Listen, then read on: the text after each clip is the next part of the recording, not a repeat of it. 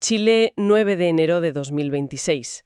Hoy tenemos sobre la mesa una serie de decretos que dibujan el futuro climático de Chile. Y nos vamos a centrar en cómo afectan a un sector que nos toca a todos, la salud. A todos, sí. Para que nos hagamos una idea, hay una ley principal, la Ley Marco de Cambio Climático, que es como la constitución del clima en el país. El paraguas de todo. Exacto. Y de ahí cuelga una estrategia nacional, que sería el plan de gobierno. Y de ese gran plan, cada ministerio tiene que sacar sus propios deberes. Sus propios planes sectoriales. Pues bien, hoy vamos a analizar a fondo los deberes que se ha puesto el Ministerio de Salud. Y son deberes por partida doble, ¿eh? Por un lado, un plan para adaptarse. O sea, para preparar al sistema sanitario y a la gente para los impactos que ya son inevitables. Y por otro, un plan para mitigar, que es básicamente cómo el propio sector de la salud va a reducir su contaminación para no empeorar el problema. Correcto. La misión, entonces, es entender esta estrategia de pinza. Cómo Chile planea proteger nuestra salud de un clima que ya ha cambiado y, a la vez, cómo va a hacer que sus hospitales y centros de salud dejen de echar leña al fuego. Entendido el mapa general, si te parece, vamos a hacer zoom en la primera pieza, la adaptación. ¿Qué significa exactamente adaptar un sistema de salud? Suena a algo enorme, casi abstracto. Pues sí, es que es un desafío mayúsculo, la verdad. Y para entender la urgencia hay que levantar un poco la vista del caso chileno y mirar el panorama global. A ver. La Organización Mundial de la Salud lleva años advirtiéndolo y cada vez con más contundencia. El cambio climático no es un problema ambiental más, es la mayor amenaza para la salud mundial del siglo XXI. La mayor amenaza. Sí. Y lo es porque ataca directamente a los cimientos de nuestro bienestar, la calidad del aire, el acceso a agua potable, la disponibilidad de alimentos, la seguridad de tener un techo. Lo básico para vivir. Lo más básico. Y lo más dramático de todo es que, como siempre, la factura más alta la pagarán quienes menos recursos tienen, las zonas con infraestructuras sanitarias más débiles, pues serán las que peor lo pasen. Y esa amenaza global ya no es una proyección futura. En Chile es el día a día. Los informes del IPCC son demoledores al respecto. Demoledores. Confirman que el clima cambiante ya está perjudicando la salud física y mental de la gente. Y claro, el golpe no es igual para todos. Se ceba de forma desproporcionada con los de siempre. Mujeres, niños, mayores, pueblos indígenas. Los más vulnerables. Claro, lo vemos constantemente en las noticias. Aluviones que se llevan pueblos por delante, inundaciones donde antes no las había, sequías que duran años, olas de calor que baten récords. Que son un peligro mortal. Totalmente, incendios forestales cada vez más salvajes.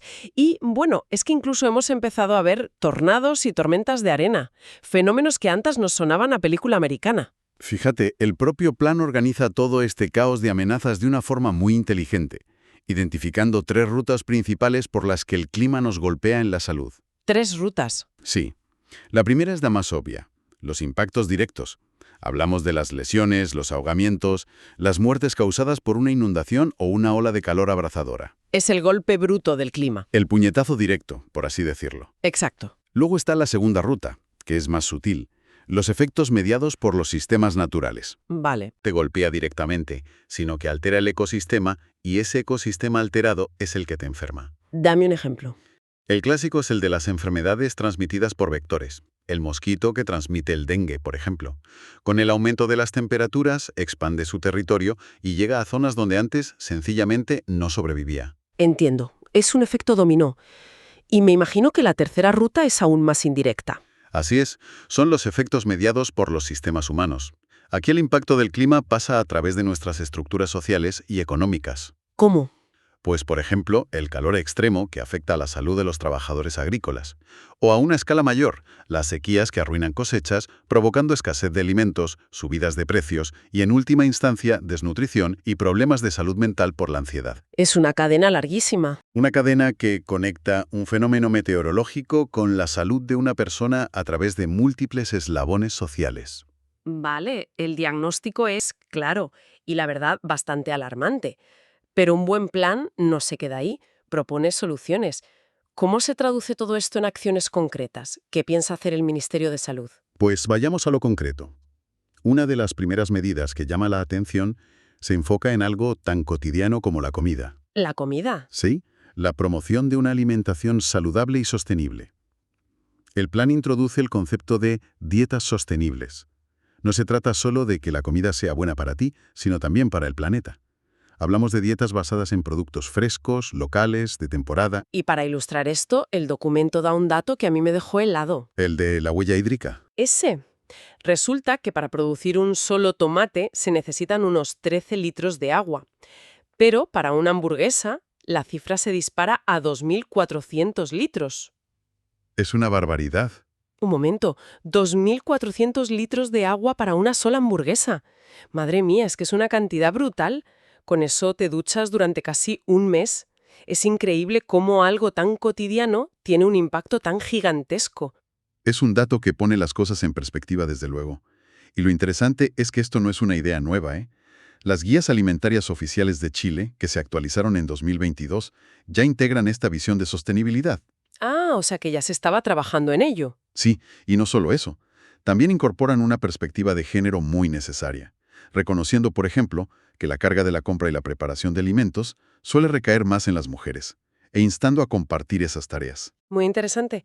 Pasando del plato a la costa, hay otra medida muy específica que aborda un problema muy chileno, la marea roja. Sí que, para quien no lo sepa, es un fenómeno de floraciones de algas microscópicas que producen toxinas muy potentes. Y es un peligro silencioso y letal. Totalmente.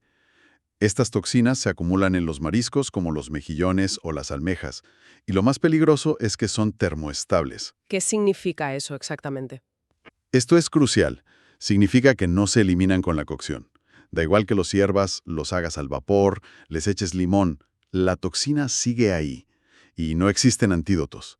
Si te intoxicas, solo se pueden tratar los síntomas y esperar. Y la vulnerabilidad es altísima porque el documento estima que el 80% de la población chilena consume mariscos. Es parte de la cultura. Un brote.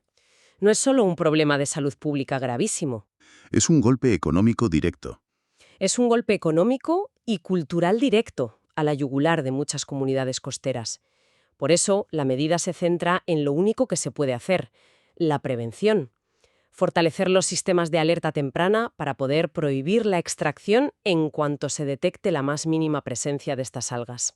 Además de estas acciones, me imagino que habrá un plan para los propios hospitales, ¿no? Para que no se vengan abajo en mitad de una emergencia. Por supuesto. De hecho, hay todo un bloque de medidas enfocado a eso, a hacer la red asistencial más resiliente. Por ejemplo, se van a desarrollar protocolos de emergencia específicos para las olas de calor. Que cada vez son más frecuentes y más intensas. También se va a hacer una especie de ITV de las líneas vitales de cada centro de salud.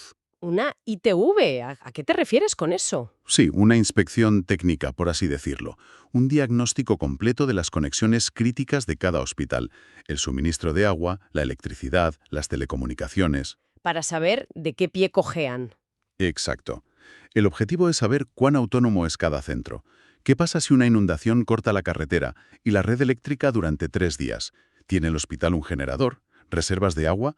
Se trata de identificar los puntos débiles antes de que ocurra el desastre. Tiene todo el sentido del mundo. Incluso se busca potenciar la telemedicina para que en mitad de un evento climático la gente no tenga que arriesgarse a salir de casa para una consulta que se pueda resolver a distancia. ¿Vale? Entonces la primera parte del plan es, en esencia, ponerse un chaleco antimalas, reforzar las defensas para los golpes que ya no podemos evitar. Pero, ¿qué pasa con el otro lado de la ecuación? ¿Cómo va el sector salud a dejar de contribuir al problema? Ahí es donde entra la mitigación. Has dado en el clavo con la analogía. Si la adaptación es el chaleco antibalas, la mitigación es intentar que dejen de disparar. ¿O dejar de dispararnos a nosotros mismos? Eso es. El objetivo del plan de mitigación es muy claro y está cuantificado. El Ministerio de Salud tiene que reducir sus emisiones en 2,4 millones de toneladas de CO2 equivalente entre 2020 y 2030. Son cifras muy concretas. Sí, y no superar un presupuesto de carbono total de 51,1 millones de toneladas en esa década.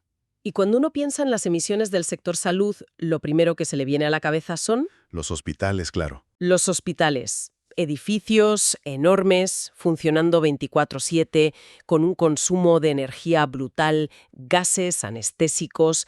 Parece lógico pensar que el plan se centraría ahí. Pues sí, parece lo más lógico. Y aquí es donde el plan da un giro de guión que francamente no me esperaba. A ver, El foco principal de la mitigación del sector salud no está en los hospitales. ¿Cómo que no? Pero eso es totalmente contraintuitivo.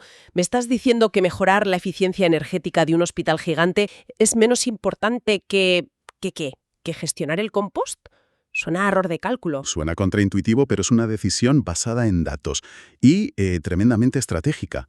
Resulta que en el reparto de responsabilidades de emisiones, el Ministerio de Salud no solo es responsable de sus hospitales, sino también del sector residuos a nivel nacional. Ah, vale. Y ese sector representa el 76,3% de todas las emisiones que se le han asignado. O sea, 3/4 partes. 3/4 partes de su presupuesto de carbono se lo come la basura. Por tanto, si quieres una reducción de emisiones rápida y a gran escala, tienes que ir a la fuente principal. Entiendo.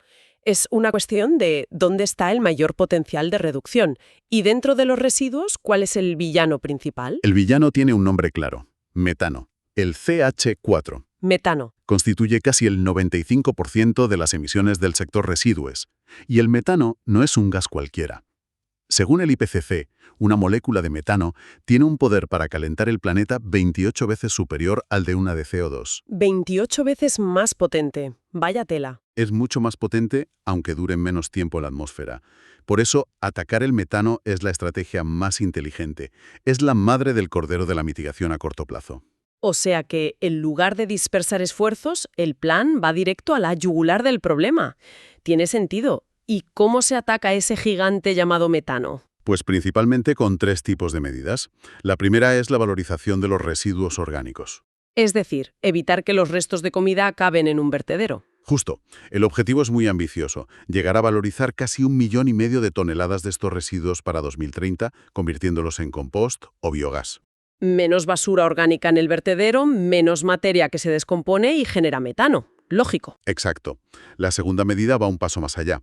Para la basura que inevitablemente sí llega a los grandes rellenos sanitarios, se va a exigir la captura de ese biogás. Capturarlo. Sí, implica modificar la normativa para obligar a estos recintos a instalar sistemas que chupen ese metano que se produce bajo tierra, y luego bien se quema de forma controlada o idealmente se aprovecha para generar energía. Y la tercera medida me parece fascinante porque conecta directamente con lo que hablábamos antes, en el plan de adaptación. Efectivamente. Aquí vemos una sinergia perfecta. La tercera gran medida de mitigación es la reducción del desperdicio de alimentos.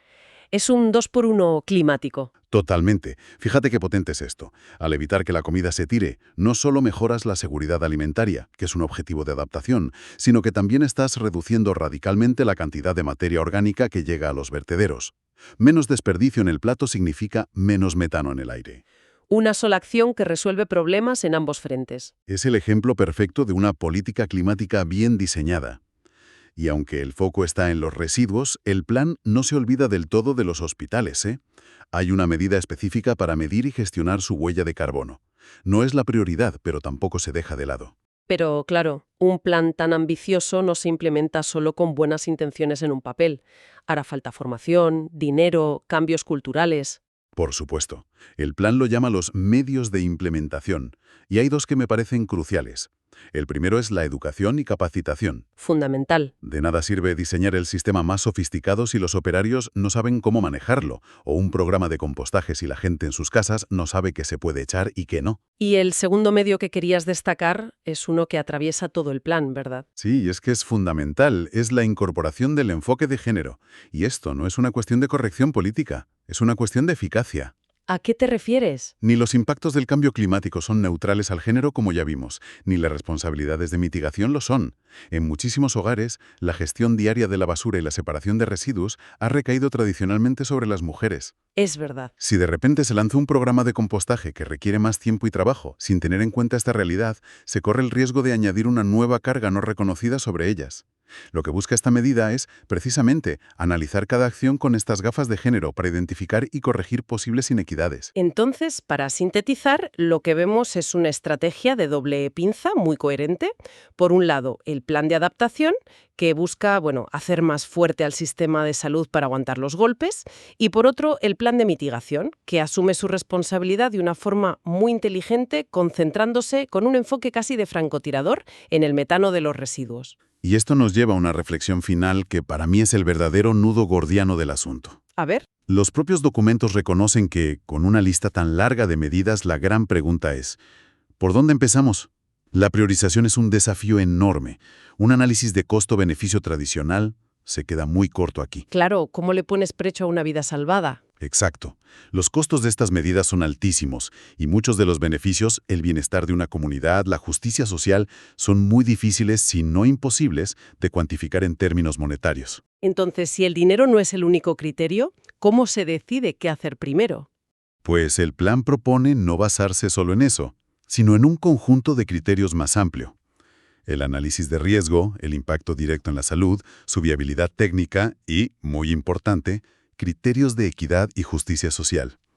No solo se preguntan cuánto cuesta, sino también a quién beneficia más. Y ahí es donde la cosa se complica y se vuelve una decisión casi filosófica. Exacta. Y esto nos deja con una pregunta final, una para darle vueltas. Ante recursos que siempre son limitados y desafíos tan complejos, ¿qué criterio debería prevalecer a la hora de decidir qué acción climática ejecutar primero? Buena pregunta. Debemos priorizar la medida que salva más vidas de forma inmediata, como un sistema de alerta de olas de calor. O quizás aquella que protege a largo plazo a la comunidad más vulnerable, aunque su impacto sea menos visible. O tal vez la que es técnicamente más sencilla de implementar para mostrar avances rápidos. Uf. La respuesta que demos a esa pregunta no solo define una política climática. En el fondo, define el tipo de sociedad que queremos construir.